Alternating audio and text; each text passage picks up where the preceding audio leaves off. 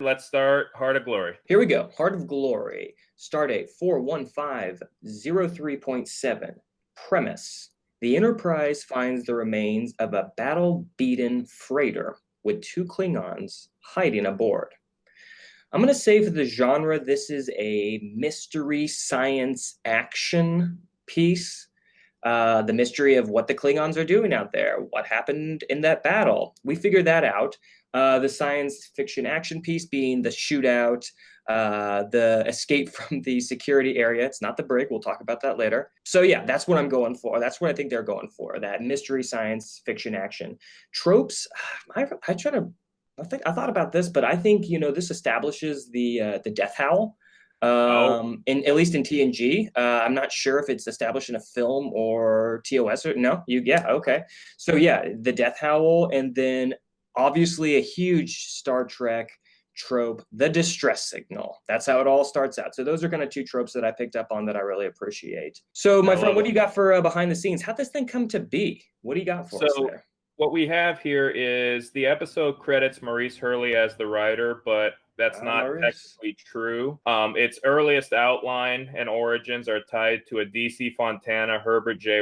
Wright script entitled Once a Klingon. And you and I have talked about the absence of Worf, the absence of his agency in the show up until this point. There's a very specific reason for that, and it has to do with what is referred to as springboards, or as I called them, commandments for Gene Roddenberry. Gene Roddenberry had a commandment. We mentioned earlier that his commandments were there's no jealousy, there's no conflict between characters, no money, all those sorts of things. Another commandment that he had was no Klingons. Gene Roddenberry loves guiding documents. Yep. The Constitution, the Prime Directive, this set of commandments now. No Klingons, that's terrible. Well, I have a theory for that. He didn't come up with Klingons. Gene Kuhn, his producer, did. And that's the only time in which Gene Roddenberry gave credit to somebody else or something. I just learned about that. I'm doing a public history project right now. Oh, I'm sorry. I was just going to say, I love that title, too, that Once a Klingon. I think that fits so much better for this episode, honestly, than Heart of Glory. But I agree with you on that. We'll get into that later. Yeah. I'm sorry. The other reason why, and this is something that I thought was rather interesting, and this kind of reverberates into Arsenal of Freedom. Bob Justman, the producer who famously found Picard, amongst other things, said the script was too expensive. The visual effects and makeup budget and overtime pay for guest stars made the episode unfilmable. And when you take into account that this is the first season of Star Trek The Next Generation, there's a lot of overhead there. There's all the models, there's all the effect shots, so that definitely makes sense there. Since Maurice Hurley was the showrunner, he's somehow made it work. I'm very curious. I think at the expense of Arsenal of Freedom, but that's my deal there. Also, folks, there are so many scripts that were pitched for Next Generation and all these other shows that were not produced at all. Heart of Glory is lucky in this regard. There are TOS sequels and also episodes that are funny on one hand and deadly serious on the other. There's an Elvis Meets the Enterprise episode with the script, but there's also an episode entitled Blood and Fire, which tackled the AIDS epidemic in 1987. If any of you are interested in that, I am tentatively planning a sort of public history project on these kinds of episodes. Let me know what you think about that. One last thing. This is the first Next Generation episode to be submitted for the Emmys for consideration. Really? Yep, for best editing. So it's something technical. Oh, okay. Something really editing. Okay. I'll save my comments for later. To each their own. So what works? I think I'm running point on this one. Let's hear it, my friend. Yeah. What's good about Heart of Glory? This is the first episode in Star Trek history to attempt to explore Klingon culture. In the original series, they're mustache-twirling villains. This is why when you asked about the Death Howl, I knew, because up until this point, they appear in Trouble with Tribbles, they appear in Errand of Mercy, The Savage Curtain, and Friday's Child. So that's only a handful of episodes out of the 70-odd episodes that they do that are of Star Trek, the original series. Their appearance gets an upgrade in the movies. You see them in motion picture. You see their ships in Wrath of Khan. And Krug is the main antagonist for Star Trek 3, and they use the Klingon bird of prey in 4. Star Trek 5 has not come out yet. It's in production, but it hasn't come out yet. And Undiscovered Country, which really cements Klingon culture, doesn't come out until 1991, and this episode is released in 1988. In so many ways, it serves as a foundation for awesome future stories. There's legends and rituals, and the development of a warrior's code. Cowards take prisoners, Klingons do not. Prejudice against the Ferengi. That's brought up a little bit in Last Outpost. It's expanded a little bit more here. I kind of had a Mandela effect. I thought that they had drinking songs in this one. They don't, but eventually drinking song. It's also the first proper Worf episode because it examines Worf's identity, backstory, and relationship with Klingon culture. Oh, yeah. The question, has Starfleet tamed you, or have you always been docile? Really good question, really good point of criticism, and that serves as a springboard for the audience to learn how Worf operates. His monologue at the end in Engineering, wonderful. Absolutely wonderful. Mentions his brother, later played by Paul Sorvino, who was in Goodfellas. I think that's interesting. Worf's orphan origin story is actually told, which was never mentioned before. Also, he's a progressive Klingon, leave the past in the past. And the last thing that's good about this episode, that's not Worf related or Klingon related, is you get to see in Geordi vision. You get. Oh, you like that? I got a criticism about that too. I got a criticism about that too. It's one of my biggest gripes. But with that said, growing up, I had always wondered, since Geordi was blind, what his visor looked like, and for better or worse, now I know. Yeah, so, for sure. That's what works for me. What are your thoughts on that, Scholar Beta? Yeah, I'm with you. I'm going to touch on a couple of those in mine. And I really just want to add to the discussion on Geordi, because I think they were going for like he sees differently, and that's why they were trying to patch that vision through. And I think that's that comes across in some of the dialogue between Picard and some of Patrick Stewart's acting, like, oh, he sees in a different, not necessarily superior or inferior, but a different way, It's powerful. He can see like a rupture in the bulkhead. Not even Data can do that. So I think that part is cool. I think it's just when you look at it on the screen, it looks very hard to see what's going on. And so for the audience, it makes it harder. It doesn't add information as much as the mystery is kind of cool. You were a kid, you like the mystery. Anyways. Definitely. When you're a kid. Love your other points though. Yeah. That's a good point. So what doesn't work for me here, folks, is this right here. This episode is extremely gimmicky, and the Geordi Vision thing is one of the biggest gimmicks. It breaks the narrative thrust during the rescue mission because instead you have this narrative thrust or momentum going towards who are these people on this freighter, but then we have to stop for what does Geordi see? What does Commander Data look like on Geordi's visor and Commander Riker and the bulkhead thing? One last thought about the way they treated Geordi's vision.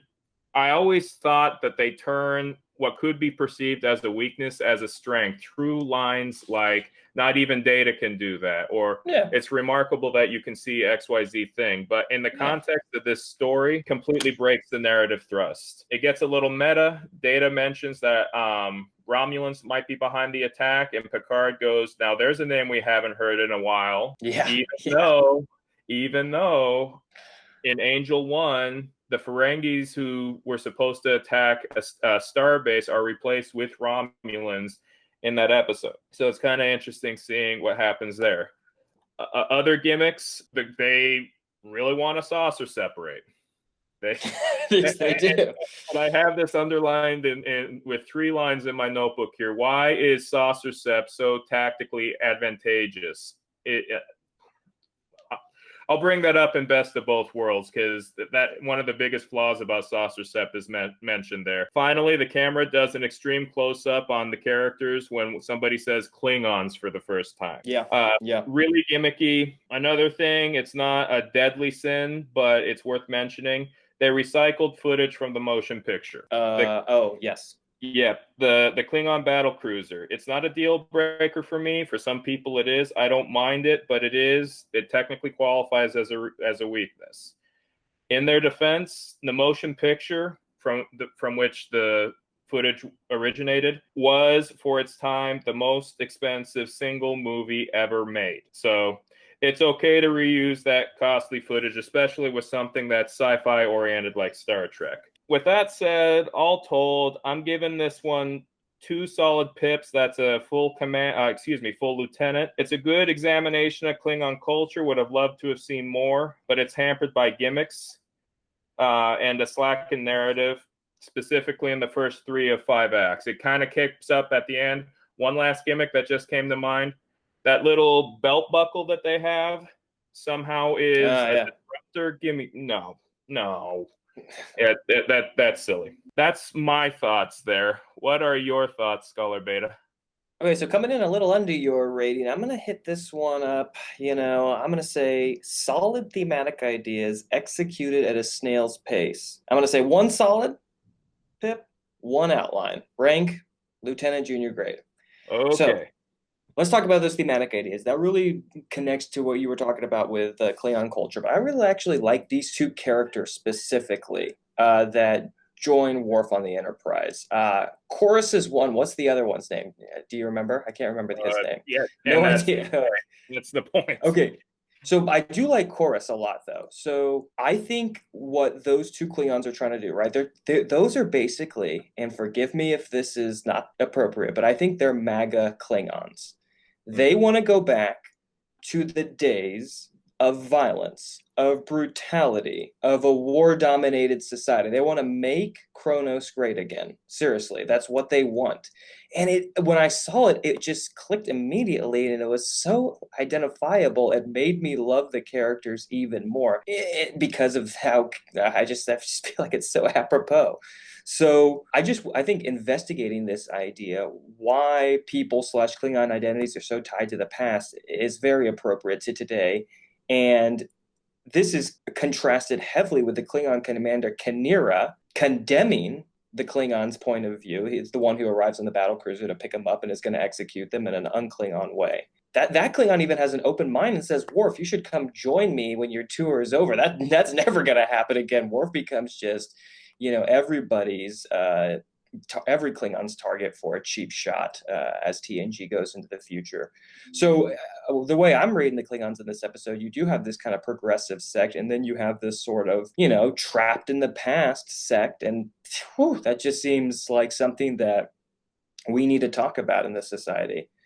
I think there's an amazing exchange between Chorus and Worf at the very end, and I've pulled the lines from the script because I really liked it. This is after basically Worf confronts him by the warp core and says, dude, there is no stealing the Enterprise and going off on glorious missions. It's not going to happen. And Chorus says, living among these humans has sucked the Klingon heart out of you. You are a sham. My words were dust upon the ground. Your blood has no fire. You are weak like them. I don't care what you look like. You are no Klingon. That was awesome. I stopped the episode, took notes on that, went and found it in the script. That came across as like quasi-Shakespearean to me. I love the metaphor. My words were dust upon the ground. Your blood has no fire. Oh, man, that's great. Whew. I like that. That's good writing to me. And then Worf says, no, I'm not a Klingon, and shoots him, and he falls through the glass and dies. And I thought, whoa.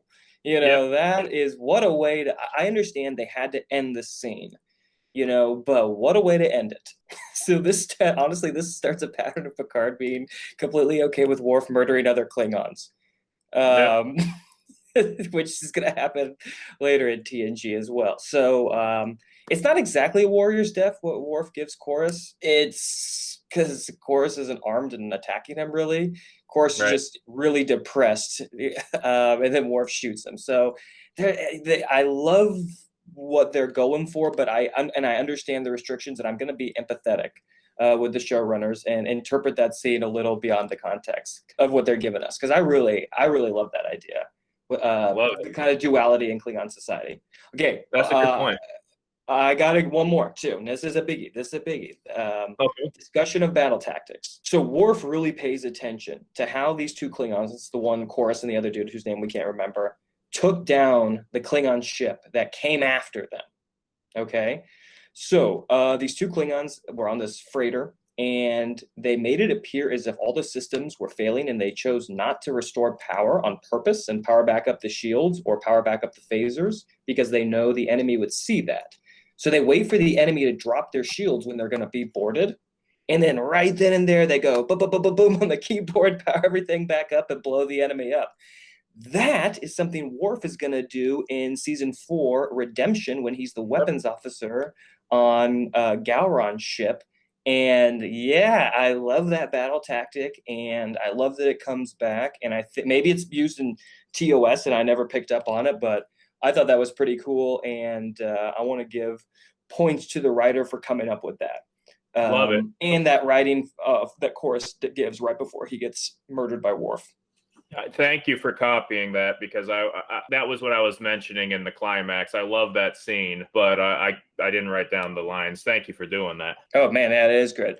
Do I have time to give some criticisms of this episode? Yeah. Is there any time left?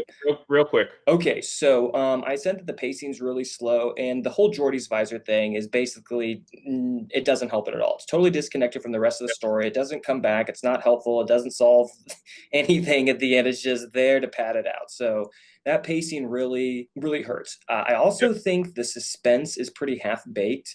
You know, I don't want to be prejudiced against Klingons, but when you're finding two hiding in a ship that's almost destroyed and they didn't come out to ask for help or anything like that, and they're giving less than forthcoming answers, you know, I'm pretty suspicious, and I was thinking these are kind of bad news. These two are kind of bad news from the start. And then my very, very, very final thing, can you really just shoot a phaser at the warp core and it will blow up? That seems like a huge design flaw. You know, how about a glass tube? Or something like that, or transparent aluminum or anything. You know, that seems like a humongous design flaw. Geordi, you should get on that ASAP. In their defense, it'd be like going to one of the cores on a nuclear aircraft carrier and fracturing the shielding, which may not necessarily cause an explosion, but would cause other problems. I bought that, but I agree. It does sound like a design flaw on paper without explanation. But that kind of plays into a trope, because that comes up again with First Contact, where they have to puncture the plasma coolant tanks without using phasers. It's interesting you brought that up. I totally agree with you on that. That is a design flaw. So closing thoughts, I think. What TrekWork you got for us?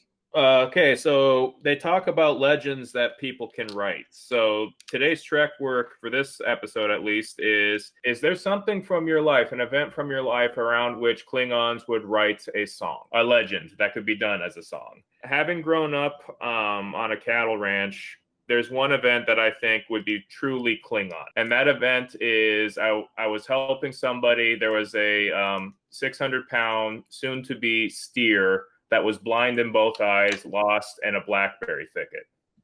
Ooh. And yeah, it was a full-on blackberry thicket. You know, you stood up and then you still saw branches. And it was my job to go through there. And it was one of the hottest times of the year, but I still wore a plaid shirt to keep the barbs off my skin as much as possible. And they could call it the Day of Blood and Berries, because once I finally got through, it looked like I lost the fight with the chainsaw at the end of it. But we got the deed done.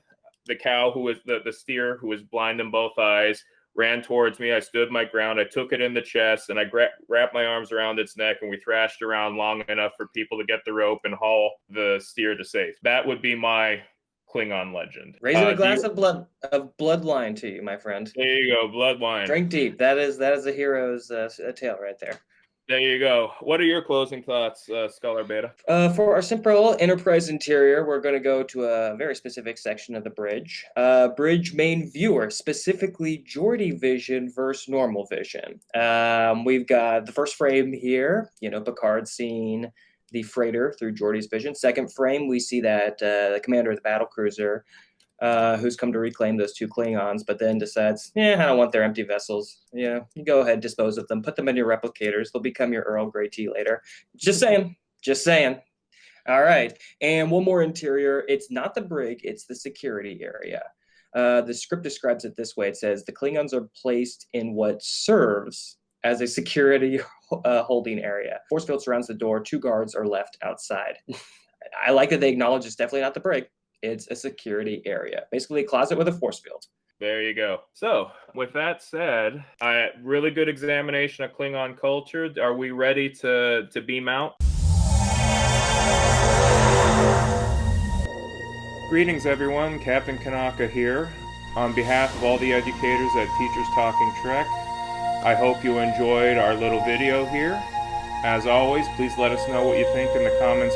So with that said, live long and prosper, e malama pono, and see you next time.